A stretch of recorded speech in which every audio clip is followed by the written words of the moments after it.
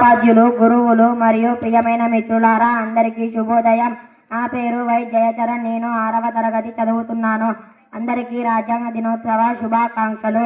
ఈరోజు నేను మన భారత రాజ్యాంగం గురించి కొన్ని ముఖ్యమైన విషయాలను మీతో పంచుకోవాలనుకుంటున్నాను. భారత రాజ్యాంగం మన దేశానికి ఉన్న అత్యున్నత చట్టం.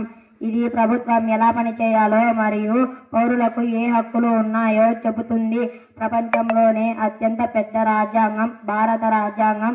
ప్రపంచంలోనే అత్యంత పొడవైన లిఖిత రాజ్యాంగం.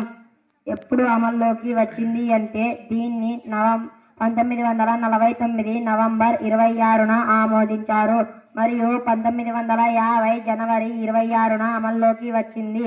అందుకే ఆ రోజున మనం గణతంత్ర దినోత్సవంగా జరుపుకుంటాం. డాక్టర్ బిఆర్ అంబేద్కర్ ను భారత రాజ్యాంగ శిల్పి అని పిలుస్తారు. రాజ్యాంగాన్ని తయారు చేయడంలో ఆయన కీలక పాత్ర పోషించారు. పట్టిన సమయం రాజ్యాంగాన్ని తయారు చేయడానికి 2 సంవత్సరాల 11 నెలల 18 రోజులు పట్టింది. ఆలోచన ప్రభావం.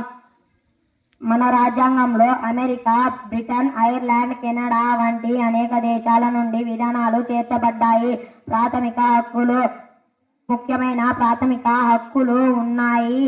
వాటిలో కొన్ని మత స్వాతంత్రపు హక్కు, రాజ్యాంగ పరిహారపు హక్కు. మొత్తానికి మన భారత రాజ్యాంగం మన దేశానికి సక్రమంగా నడవడానికి ధన్యవాదాలు.